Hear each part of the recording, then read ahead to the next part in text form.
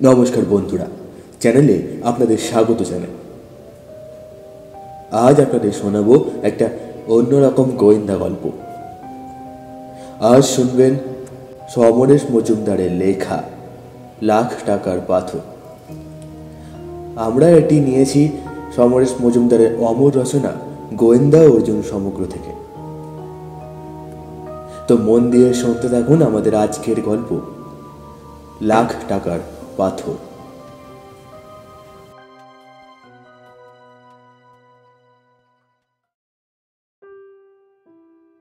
এই শহরের বিখ্যাত শিল্পপতি অমলেন্দু রায় পরলোক গমন করেছেন।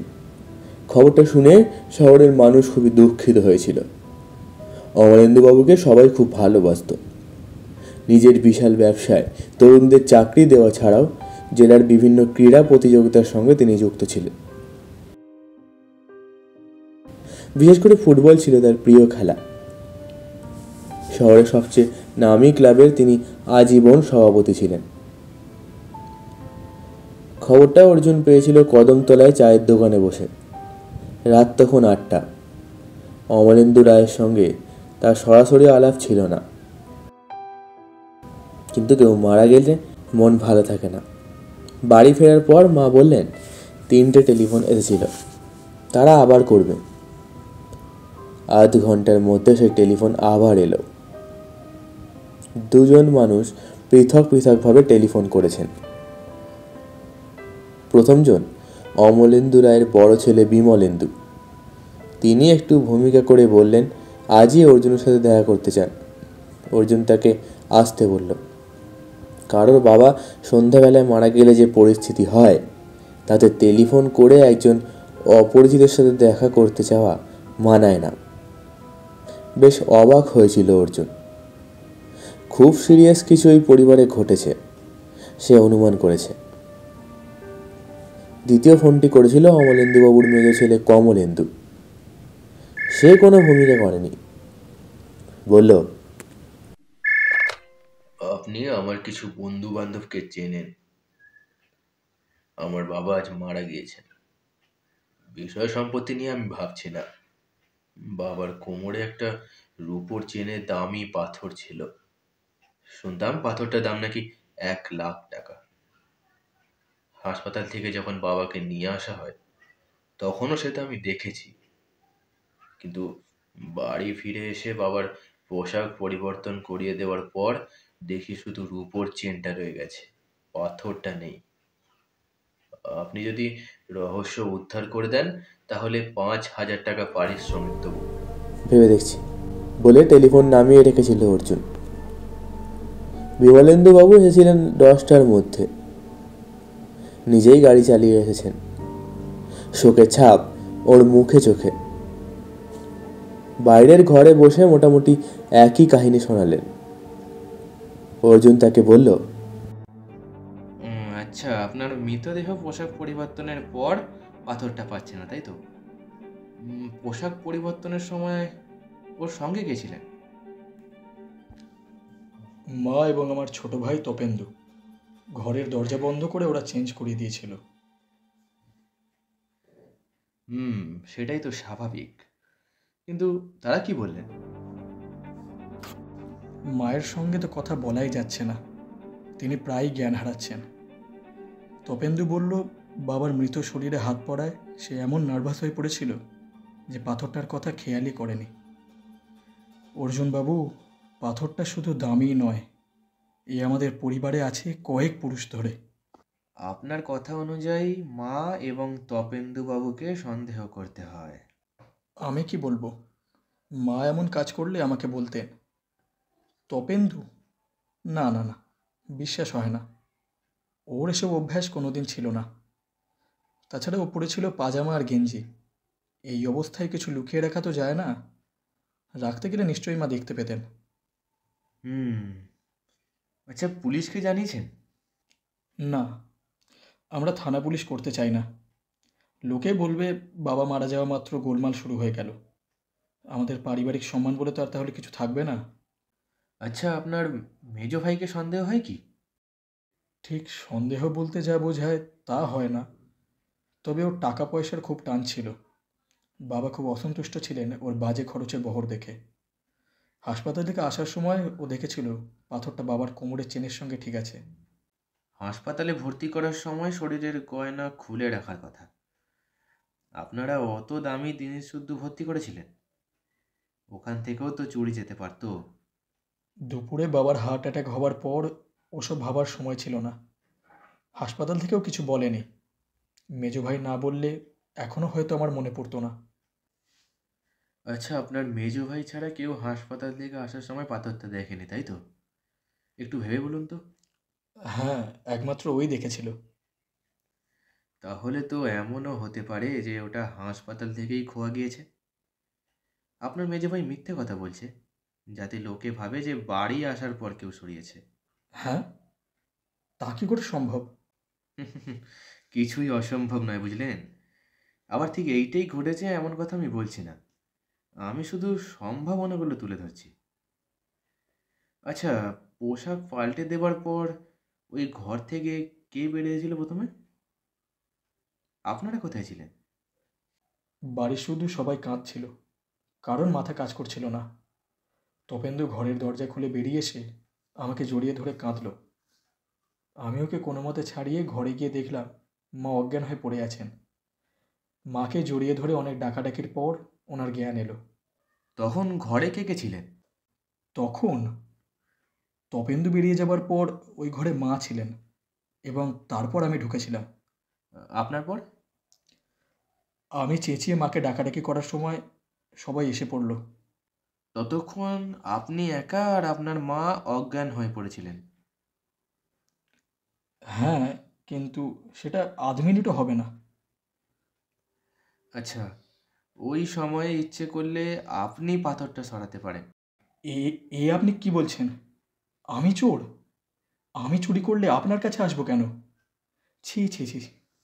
আহা বিমলেন্দুবাবু, আমি আপনাকে একটা সম্ভাবনার কথা বলছি। আপনি চুরি করতেও পারেন, আবার নাও পারেন। দেখা যাচ্ছে আপনার 3 ভাইয়ের কেউই সন্দেহের বাইরে থাকার মতো কাজ করেনি। কিন্তু এ ব্যাপারে এখনই তদন্ত করতে গেলে জানাজানি হয়ে যাবে যে। না, শ্রাদ্ধের আগে ব্যাপারটাকে গোপন রাখতেই হবে। হুম, তাহলে? আপনি আজ একবার আমাদের বাড়ি চলে আসুন না। গিয়ে কি করব? কাউকে জেরা করতে না পারলে? আচ্ছা, আচ্ছা ঠিক আছে, আপনি যান, আমি আসছি। ভদ্রলোক চলে যাওয়ার পর ব্যাপারটা নিয়ে ভাবছিল অর্জুন। এরকম পরিস্থিতিতে সে কখনো পড়েনি। কাউকে জেরা করা চলবে না, কেউ জানতে পারবে না, অথচ তদন্ত করে বের করতে হবে সেই মূল্যবান পাথরটা কোথায় গেল। এ কি সম্ভব? অমলেন্দুবাবুর 3 ছেলে, এবং 3 জনের যে কেউ ওটা সরাতে পারে, এবং সেই সুযোগও তারা পেয়েছিল। মোটর বাইক নিয়ে সোজা হাসপাতালে চলে এলো অর্জুন। খোঁজ খবর নিয়ে সেই নার্সের সামনে উপস্থিত হলো, যিনি অমলেন্দুবাবুর সেবায় ছিলেন। অর্জুন তাকে জিজ্ঞেস করতেই তিনি মাথা নাড়লেন। হ্যাঁ, দেখেছি। রূপোর চেনে পাথরটা ছিল। ওর মেজো ছেলে বারবার ওটার খবর নিচ্ছিলেন। কখন? মারা যাওয়ার আগে না পরে? ভর্তি হওয়ার পর বলেছিলেন একবার, মারা যাওয়ার পর বেশ বেশ বেশ কয়েকবার। আমি বিরক্ত হয়ে বলেছিলাম, অতই যখন চিন্তা, খুলে নিজের কাছে রাখুন না। তাতে উনি জবাব দিয়েছিলেন, না, মা দুঃখ পাবে। আচ্ছা, হাসপাতাল থেকে বডি নিয়ে যাওয়ার সময় ওটা ঠিক ছিল? হ্যাঁ হ্যাঁ, এই ব্যাপারে আমি নিঃসন্দেহ। কেন বলুন তো এসব জিজ্ঞাসা করছেন? পরে বলবো। অর্জুন আর দাঁড়ায়নি। নার্সের কথা যদি সঠিক হয়, তাহলে মেজো ভাই কমলেন্দু পাথরটা সরায়নি। রায় বাড়িতে চলে এলো অর্জুন। শোকের বাড়ি, এখনো লোকজন আসছে। খুঁজে খুঁজে তপেন্দুকে বার করলো সে। ছাদের ঘরে একা বসে সিগারেট খাচ্ছে। পরনে এখনো পায়জামা গেঞ্জি। অর্জুনকে চেনার চেষ্টা করল। বয়স 20-21 মধ্যে। অর্জুন বলল, আপনার বাবা আমার শ্রদ্ধেয় মানুষ। খবরটা পেয়ে এসেছিলাম। আসলে এখানে সবাই আমার গুরুজন, সিগারেট খেতে পারছি না ওদের সামনে, তাই চলে এলাম ওপরে। আচ্ছা, আপনার কাছে দেশলাই আছে? আচ্ছা, এই দেশলাইটা কতক্ষণ কোমরে রেখেছেন? দুপুর থেকে। কেন? না মানে ওভাবে তো কেউ রাখে না। আজ আমার পেট খারাপ, কবার বাথরুম গিয়েছি, হাসপাতালেও যেতে পারিনি, তাই পাঞ্জাবি পরিনি, রাখবো কোথায়? পেট খারাপ অবস্থায় বাবার পোশাক পরিবর্তন করলেন? মা আমাকে ডেকেছিলেন বলেই করতে হলো। আপনি কেন এসব প্রশ্ন করছেন? অর্জুন হেসে নেমে এলো। পাজামা পরে কোমরে দেশলাই গুঁজে রাখলে কেউ অন্য কিছু লুকিয়ে রাখতে পারে না। তপেন্দুর পকেটের বালাই নেই, হাতে করে নিশ্চয়ই পাথর নিয়ে বের হয়নি। মা অজ্ঞান হয়ে গেছেন দেখে যদিও একটা সুযোগ ছিল। যদি সে ডেড বডির নিচে ওটা লুকিয়ে রাখে তাহলে আলাদা কথা, না হলে ছোট ভাই তপেন্দু পাথর সরায়নি। রাত এখন 12টা। মৃতদেহ এখনই শ্মশানে নিয়ে যাওয়া হবে কিনা এ ব্যাপারে আলোচনা হচ্ছে। বিমলেন্দু অর্জুনকে দেখে এগিয়ে এলেন। বাবাকে দেখবেন? হ্যাঁ। আসুন। ঘরের দরজা ভেজানো ছিল। কোণার দিকে খাটে অমলেন্দুবাবু শুয়ে আছেন। দরজা থেকে সেটা বেশ দূরে। তার মাথার কাছে একজন মহিলা বসে আছেন, পায়ের কাছে কয়েকজন। ঘরে ঢুকেই অর্জুন চাপা গলায় জিজ্ঞেস করল, আচ্ছা, ভিতরের ঘরে ঢোকার পর কত পরে আপনি মাকে ডেকেছিলেন? বড় জোর 8 মিনিট হবে, তাও হয়তো হবে না। আচ্ছা, উনি অজ্ঞান হয়েছিলেন? হ্যাঁ, মাথার পাশে মা বসে আছেন। 8 মিনিটের মধ্যে এই ঘরে ঢুকে খাটের কাছে পৌঁছে কোমর থেকে টেনে বের করে পাথর খুলে নেওয়া কোনো মানুষের পক্ষেই সম্ভব নয় বলে বড় ছেলে বিমলেন্দু সেটা সরাতে পারেন না। অবশ্য সময়টা যদি 8 মিনিটের অনেক বেশি হয় তাহলে আলাদা কথা। ঘরে এখন কেউ নেই, শুধু তারা দুজন। অর্জুন বৃদ্ধার কাছে গিয়ে বিনীত গলায় বলল, মাসিমা, মেসোমশাই আমাকে খুব ভালোবাসতেন। কে তুমি বাবা? আমি অর্জুন, সত্য অন্বেষণ করি। বলছি, পাথরটা ঠিক জায়গায় রেখেছেন তো? সঙ্গে সঙ্গে কেঁদে উঠলেন বৃদ্ধা। চাপা গলায় কাঁদতে কাঁদতে বললেন, ভস্য হয়ে যাক, সব ভস্য হয়ে যাক। অর্জুন অমলেন্দু বাবুর দিকে তাকালো।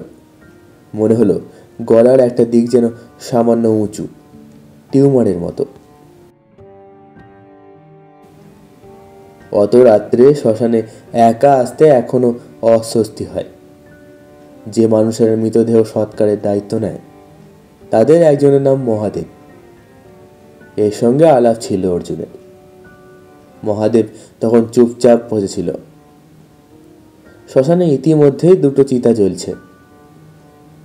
মহাদেবকে আলাদা ডেকে নিচু গলায় কিছু বলল অর্জুন। তারপর পকেট থেকে 20 টাকা বের করে দিয়ে দিল। অমলেন্দু রায়ের মৃতদেহ এসে গেল শ্মশানে। মফস্বল শহরের শ্মশানে আধুনিক ব্যবস্থা নেই। দেহ চিতায় তুলতে সময় লাগলো। আগুন জ্বলে গেলে দেখা গেল মহাদেবরা দাহের কাজে তদারকি করছে। অর্জুন চুপচাপ দেখছিল। সব ছাই হয়ে যাবে কাঠ, শরীর, শুধু অস্থিটুকু থেকে যাবে। আর সন্দেহটা এখনো মনে আঁচড় কাটছে। ক্রমশ চিতা ছাই হয়ে মাটিতে মিলিয়ে গেল। মহাদেব আগুন নিভিয়ে মাটির সরায় চিমটি দিয়ে অস্থি তুলতে লাগলো। তারপর হঠাৎ হাত তুলে অর্জুনকে ডাকলো। চিতার অনেক দূরে নদীর ধারে বসেছিল শ্মশান যাত্রীরা। ভোর হতে বেশি দেরি নেই। অর্জুন এগিয়ে যেতেই মহাদেব নির্লিপ্তভাবে একটা পাথরের টুকরো তুলে ধরল। দাও। রুমালটা বের করে জিনিসটা নিয়ে নিল অর্জুন। মহাদেব গেল ছেলেদের হাতে অস্থি তুলে দিতে। অর্জুন উঠল মোটর বাইকে। শূন্য বাড়ি। অমলেন্দুবাবুর ঘরে প্রদীপ জ্বলছে। মেঝেতে চুপচাপ বসেছিলেন ওর স্ত্রী। পায়ের শব্দে মুখ তুললেন। অর্জুন বলল, আরেকবার বিরক্ত করছি। কে তুমি? আমি অর্জুন, রাত্রে কথা বলেছিলাম না? কি চাও? আমি কিছু চাই না। আপনি বলেছিলেন সব ভস্ম হয়ে যায়, কিন্তু কিছু জিনিস আছে যা কিছুতেই ভস্ম হয় না, আগুনও পোড়াতে পারে না। একটা খালি প্রদীপের খোল নিয়ে রুমাল থেকে পাথরটা বের করে রাখলো তাতে অর্জুন। তারপর খোলটা বসিয়ে দিল প্রদীপের পাশে। এটা আপনাদের পারিবারিক সম্পত্তি। মনে হয় আপনি ছোট ছেলে বেরিয়ে যাওয়ার পর আপনার স্বামীর কোমর থেকে খুলে ওটা মুখের মধ্যে ঢুকিয়ে দিয়েছিলেন, কারণ জিভের নিচে যাওয়ার কথা নয়। কি করে গলার ভিতরে গেল সেটা আপনিই জানেন। বড় ছেলে ঘরে ঢোকার আগেই কাজটা করেছিলেন আপনি। আপনার একটাই স্বার্থ ছিল, জিনিসটা ছেলেদের হাতে পড়ুক আপনি চাননি, কিন্তু এটা ভস্ম হয়নি। নিন, এখন কি করবেন তা নতুন করে ভাবুন। ওরা দাহ শেষ করছে, এখনই ফিরে আসবে। এলাম। সারা রাত জাগার ক্লান্তি নিয়ে ভোরে রাস্তায় বাইক ছুটিয়ে যাচ্ছিল অর্জুন। এখন একটু ঘুমোনো দরকার।